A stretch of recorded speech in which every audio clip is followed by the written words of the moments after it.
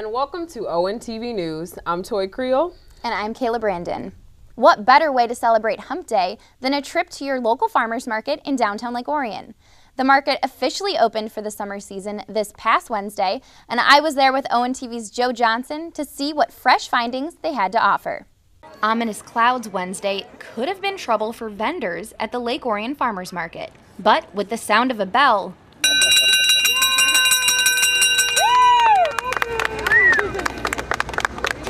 everyone look over here! Bravo! The market was open for business. 2014 marked the first year that the Orion Arts Center has taken over managing duties from the Lake Orion DDA. I'm really excited about this first day of the market, and despite the weather, we still have a really great turnout of people here and activities going on. And I was really excited at 2 o'clock. I rang a new bell that we have here, and I'll be ringing that hourly and at the close of the market. So if you're in the area and hear that, remember to come down to the market. Variety seemed to be the main theme this year, with veteran vendors offering everything from traditional items like produce and flowers to newer vendors offering more exotic commodities like olive oil and mushrooms. Actually, we are having a butter pasta with one of the oil, actually with a cook. We also have a bread, and we have spices for people to just, taste to see how they like. And in future, we're gonna have in probably a couple of hours, we're gonna have meatball, which we're gonna saute in one of the oil again. Our shiitake is the most popular, probably because it is most well known and everything. The oysters and the cinnamon caps are more foreign to most people, so they kind of don't usually get them, but they're of course just as amazing. The oyster really go better with seafood dishes, and the cinnamon caps are kind of more of nutty kind of flavor, and people just haven't usually experienced them, so everyone sticks to their comfort zones really. Brown City farmer Phil Rhodes told ONTV it's the customers that keep him coming back to Lake Orion every summer. Today's really good. A lot of our regulars have showed up to get they kind of do a little pre-order through email, and they've picked up their stuff, and we've seen some new people, and it's a great market today. There's a lot of vendors. Last year we usually had 7-8 vendors. I think today we have close to 15 or so it's been busy so far, and hopefully the weather holds off. Rhodes even offers a crop box to customers where they can sign up to have a week's worth of produce delivered to a location near them. This is the CSA crop box. This week we have lettuce, some Russian kale. We have the breakfast radishes. Down here, if you can get the asparagus, we got the asparagus and the fresh strawberries. So this is for our CSA members that sign up for the 18-week program where they come to Rochester or Lake Orion and pick up their fresh box of vegetables. Event coordinators stress the major takeaway of shopping local is to support your fellow neighbors. But the most important thing is you're spending your dollars locally, and more of that profit stays in our community and stimulates and helps get new businesses going. The farmers market runs every Wednesday now through October 22nd. For more information, visit downtownlakeorion.org. The Lions Club Jubilee is a Lake Orion tradition that goes back several decades. Traditionally, the event was held in the village during 4th of July weekend, but 5 years ago, the event was forced to find a new location due to major renovations to the downtown area. Recently, the event returned to the village, much to the delight of Lake Orion residents. The Lions Club Jubilee kicked off on the evening of Thursday, June 19th, with larger opening day crowds than the event has experienced in recent years. The Jubilee returned to the village after 4 years on the grounds of Canterbury Village, following the sale of Always Christmas and its parking area. Skirbeck Brothers returned to provide the carnival rides, games, and food, with a portion of the proceeds generated going towards the Lions Club and its charitable efforts. The event ran through Sunday, June 22nd. Well, in the last few years, we've been over on Joslyn at Canterbury Village, and although Keith and the crew at Canterbury Village has been very helpful, and we've really appreciated their cooperation and hospitality.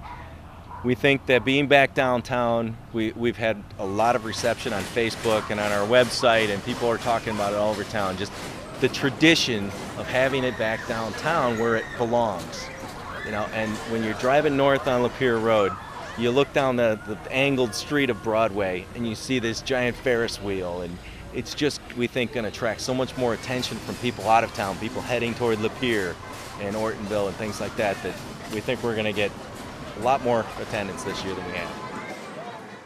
We had to leave Canterbury. We looked at other possible locations, but the village had wanted us to come back, and you know, the downtown area is beautiful now with the new streetscape project. So those in attendance on opening day seem to be happy to see the Jubilee return to downtown Lake Orion. How do you like this location versus Canterbury Village? A lot better because the location's more easier to get at. It's nice having it here because we live just down the street, so we're able to walk. Last year we drove, it wasn't far, but it's nice having it right local downtown here. Yeah, I like it here. Why do you like it here? What's the best part? Well, it's downtown and where my homies more are people at. live around here, so it's easier to get here and everything. Yep. I like this much more. This is better. It's closer to home for us. We live really close by, and I like having things downtown because we like supporting the downtown businesses too. I mean, I think it's nice being downtown with a little bit more of the community feel. When I was at Canterbury, it was nicer. It was a little bit more spread out. It seemed like there were more rides, but I mean, it's nice to be back downtown with the community involved. the long-term residents, people that used to live here, that have moved away, that wanted to come back. A carnival in the middle of town is small town like Lake Orion. It just fits. Returning to the Jubilee after an 18-year absence was the beer tent. The 80 by 80 tent housed food and entertainment throughout the weekend. Traditionally, the beer tent has always been the Lions Club's largest fundraiser. The beer tent this year should really help us out. We haven't had it for many years, and I'm looking to make sure that we have a nice budget for our charities going into the next year, be able to support them even more. You know, the Leader Dog for the blind and the Bear Lake Camp for blind and disabled children. That's up in north of Lapeer. So we're looking forward to having a very good budget this year to help out more people than ever before. Perhaps the highlight of the weekend was a spectacular fireworks display over Lake Orion on Saturday night. The Lions Club raised $13,000 in 2 weeks to make the show possible. Crowds began to gather along M24 and in the Greens Park around 9 p.m. The show got a late start with the first shell launch from a barge on the lake at 10:30 p.m., but it was worth the wait. The 20-minute show generated oohs and ahs from those lining the shores of Lake Orion.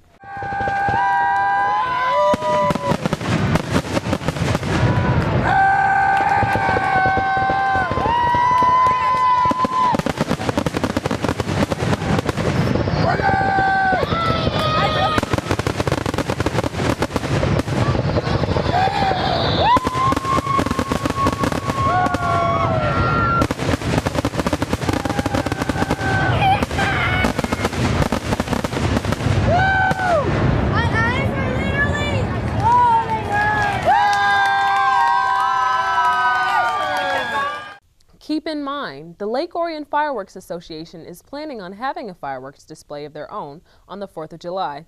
For more information about that event, visit lakeorionfireworks.org.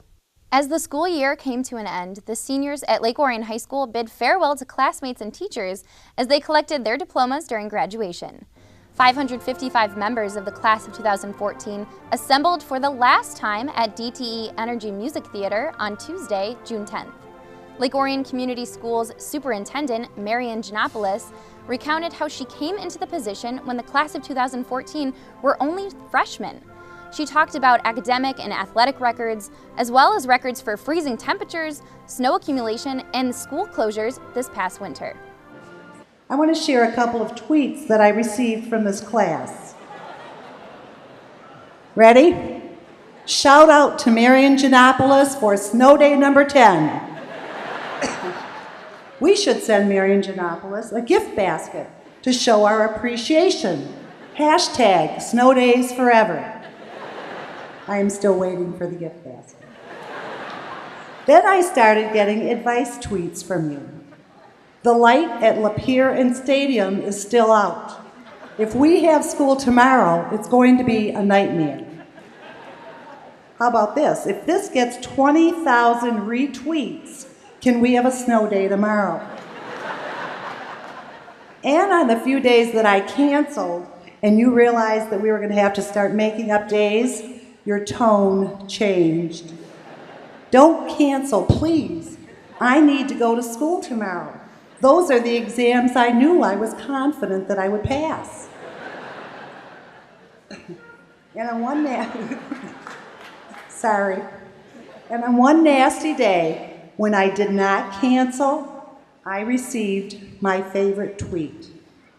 How about you stand outside and wait for a very late bus and tell me this is an acceptable temperature to have school?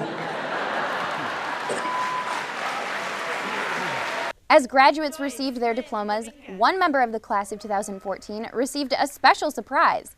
School officials conspired to have U.S. Air Force Staff Sergeant Angeline Dominguez present a diploma to her sister Joyce. Senior class president Craig Matola offered a few parting words and then led his classmates into the turning of the tassel ceremony. As class of 2014, your journey begins now. You have so many opportunities ahead of you that can all lead you to Wikipedia's notable alumni list. And even in the future, if you never make it to that list, I hope that you're doing whatever you're passionate about, because that's what should really matter in life. And I'm sure you're all eager to receive your diplomas and carry on with the ceremony. But first, let me take a selfie. All righty. Mr. Hawley, Mr. Alplas, would you like to join? Anyone else?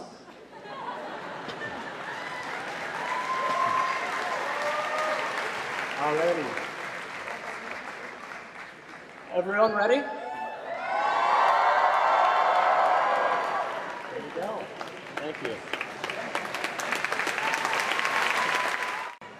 Class of 2014, would you please stand?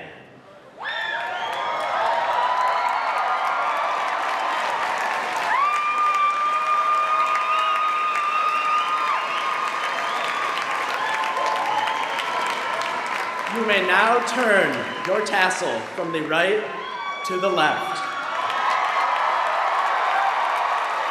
Ladies and gentlemen, I now present you the graduates of class of 2014. Congratulations. Woo!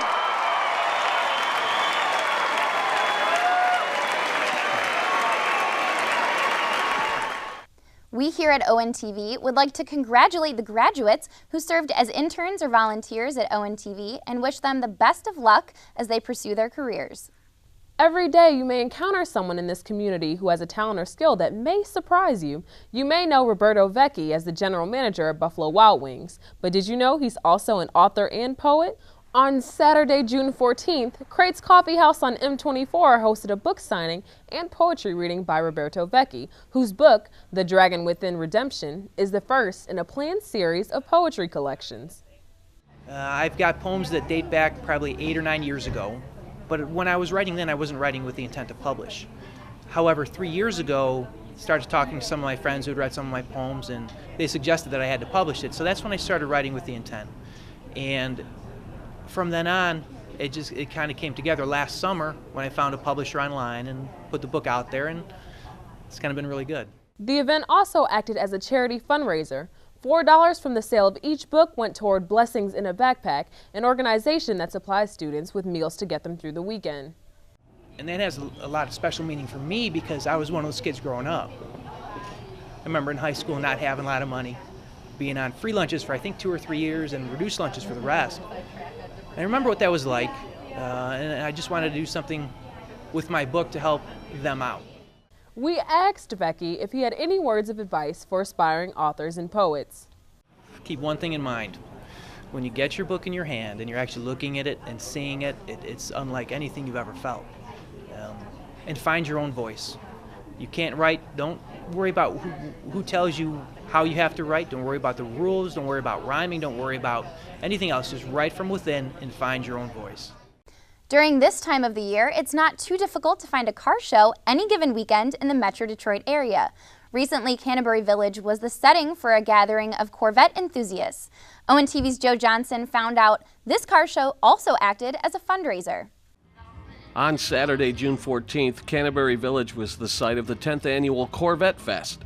Approximately 120 Corvettes were on display throughout the grounds, with about 40 to 50 belonging to members of the GMC Corvette Set Club who hosted the event. Well, Canterbury is great. Number one, they work with us on this. We feel it's a kind of a good for both parties. We bring people in who want to attend the show, which helps Canterbury Village and the other vendors here, store owners, and they provide us one of the, if not the best location for a car show in the greater Detroit area. During the event's 10-year existence at Canterbury Village, Leader Dogs for the Blind has been the sole recipient of any money raised at the event.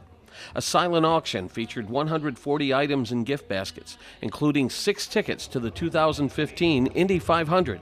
We're told over $140,000 has been raised for the organization over the past 10 years.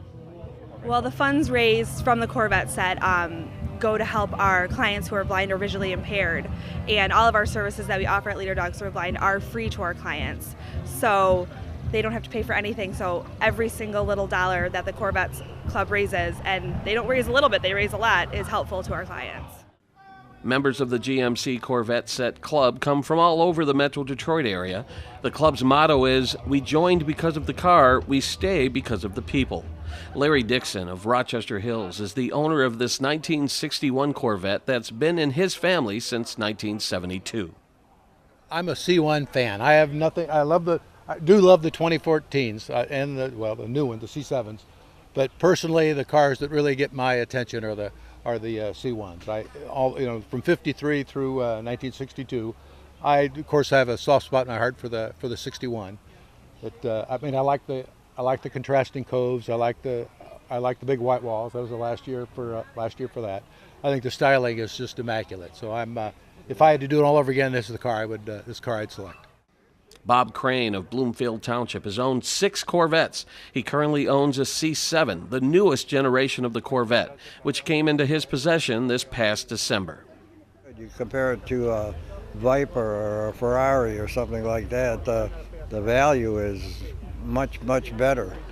They're much less money, but they got all the toys and all the looks and everything that you'd want. It's a very nice car. I'm happy with it. Do you have an era that really is you consider your favorite, or is it the newest one that you come into possession as your favorite? The newest one's my favorite. Robert Frank of Clarkston bought this 1969 Stingray in 1986. He restored it to the condition you see it in today. Well, you know what? Every time I look at it, I think of a woman's body. I probably shouldn't say that, but it's got the lines of a woman's body, and I just think I think the C3 series is the best of the cars. In your opinion, what is it about this car? I think it's Americana, it's GM, it's General Motors, it's the history of the car.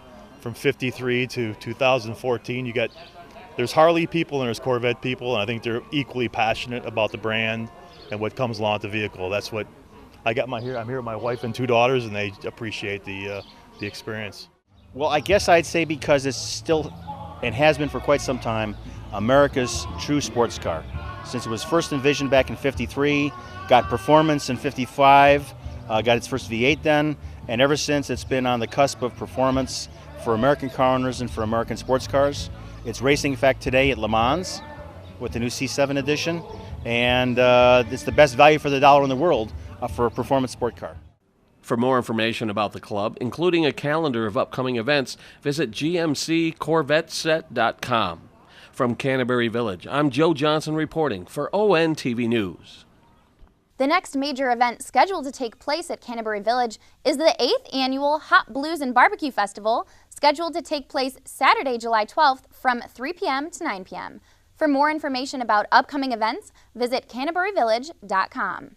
The Oakland County Animal Control and Pet Adoption Center was in for a big surprise when they went to Walden Middle School on Thursday, June 12th. Not only were they greeted by 7th grade teacher Gwen Anderson and her smiling students, but also large bags of dog and cat food, toys, and what else? A setup in the home ec room where the students would make dog treats and blankets while hanging out with a few furry friends. We're going to hang out with dogs, make some treats, make some blankets, and have a little bit of fun. But why was the adoption center staff at the middle school in the first place? They came by to personally thank the students who had a penny war to raise money for the animals. You guys were so generous, and I just can't thank you enough. The dogs can't talk and the cats can't talk, so they asked us to come and talk for them, and they wanted to say thank you. We wanted to come here today and thank them and have our animals thank them, do a little presentation, and I think they're going to make us some treats and some blankets, so it's all good. They're giving back to the community, and we're very appreciative of it. Social studies teacher Gwen Anderson came up with the idea because it was something she did in middle school. She collaborated with the student council, and after a few rules were set up, they introduced it to the students. It's kind of like a homeroom, but a class where our kids can really build relationships with their teachers. And it was divided by stars, so each star had a jar, and it was in the lunchroom. So pennies were positive and silvers and dollars were negative, and it was kind of anybody's game. This was the first time the middle school had done a penny war, and the results exceeded expectations. And within about a day, we almost hit it. So I said, all right, I talked to my student council kids, and we were like, all right, we'll raise it to $1,500. And after the second day, we had already pretty much passed that. So we just kept going, and we ended up getting to a little over $3,000. $3,000 raised by one middle school. How'd they do it? Teamwork, parent help, and keen determination. I had like just pennies and stuff lying around my house, so I gathered up that stuff. And then we could also bring in like dollar bills and trade it in for rolls of pennies. Anderson said the idea of saving a life really inspired the students. Seeing the animals, bringing the cats and dogs into school was their biggest driving factor, and they really wanted to give back to the cats and dogs in the community. But what's even more meaningful about these kids is their own personal reasons for helping the animals. It's nice to actually help them out and make sure that they're safe and get things that they get to eat and lay down and be comfortable. We need to help them and get them to safety and families. All proceeds will go to the Animal Control and Pet Adoption Center towards things they normally might struggle to pay for, such as food and medical bills. Throughout the year, the Orion Area Chamber of Commerce hosts monthly luncheons and other events to allow its members to network. Recently, the Chamber hosted a get-together that was a little different than their normal gatherings. On Thursday, June 5th, members of the Orion Area Chamber of Commerce gathered at Willow Creek Golf and Sports Complex on M24 for the Chamber's annual picnic sponsored by Knights Tent and Party Rental. It was the third year in a row Willow Creek hosted the event, and attendees started the event off with 9 holes of miniature golf. Teams were formed by randomly grouping chamber members.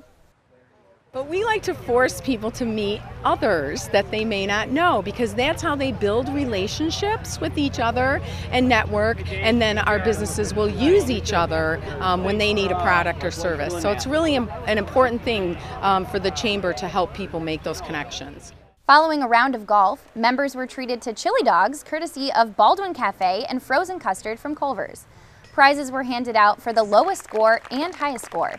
Alex Mackey of Walden Lakes Apartments received a nice gift basket for his winning score of 24.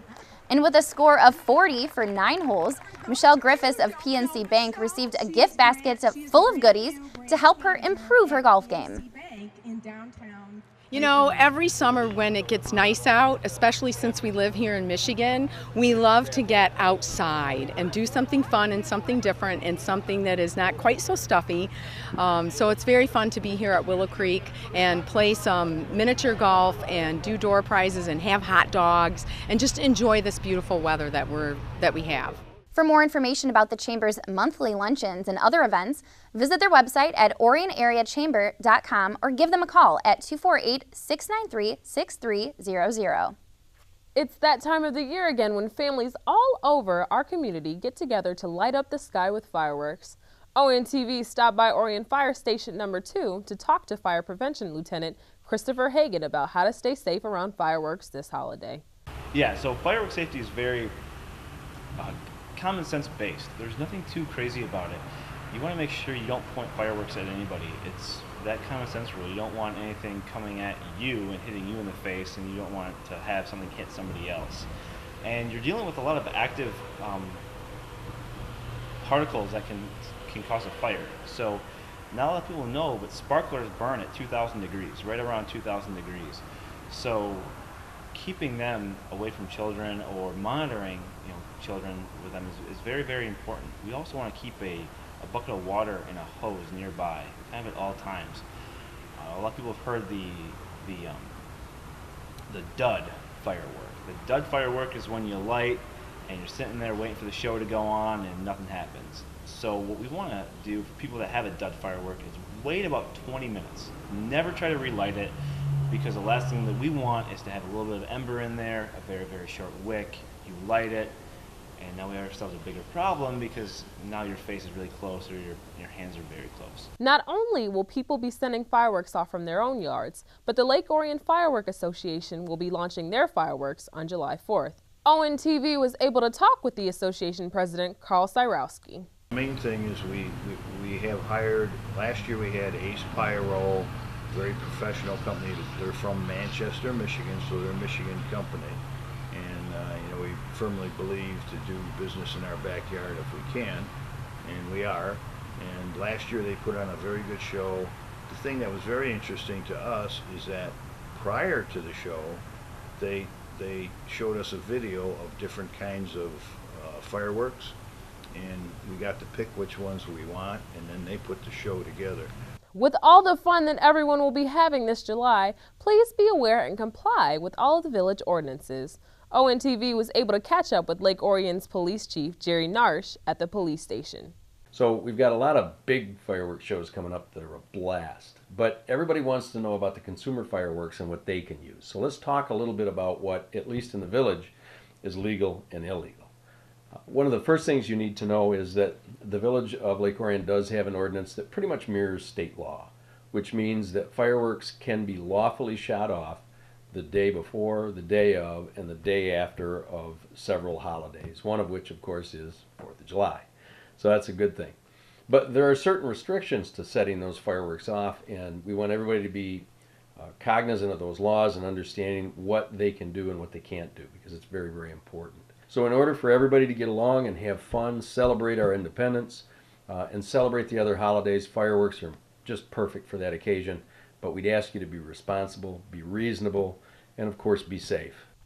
Not only will the police be in full force for the Lake Orion fireworks, but the Orion firefighters will be there as well, making sure everyone has a safe and fun holiday season.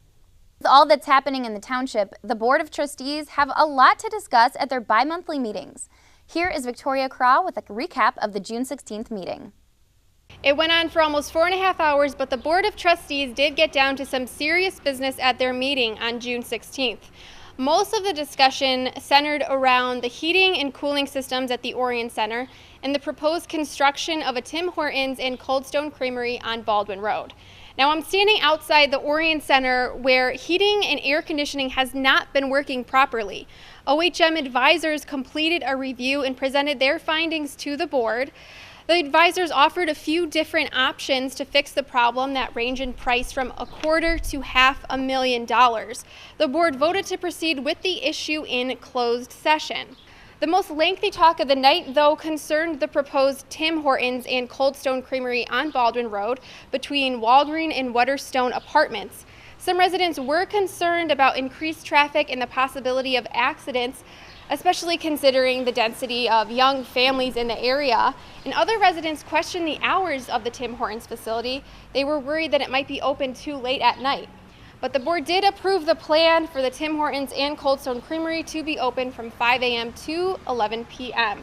Some other items of interest on the agenda were requests for some outdoor assembly licenses. The board approved one for the ATI Automotive Industrial for a training event, and they also approved another one for the Lake Orion Church of Christ for their annual Mission Possible events to be held July 30th through August 4th. The next Board of Trustees meeting is July 7th at 7 p.m. and as always, you can watch it live on ONTV. Thanks, Victoria. That's it for this edition of ONTV News. On behalf of the entire crew, I'm Kayla Brandon. And I'm Toy Creel. Thanks for watching.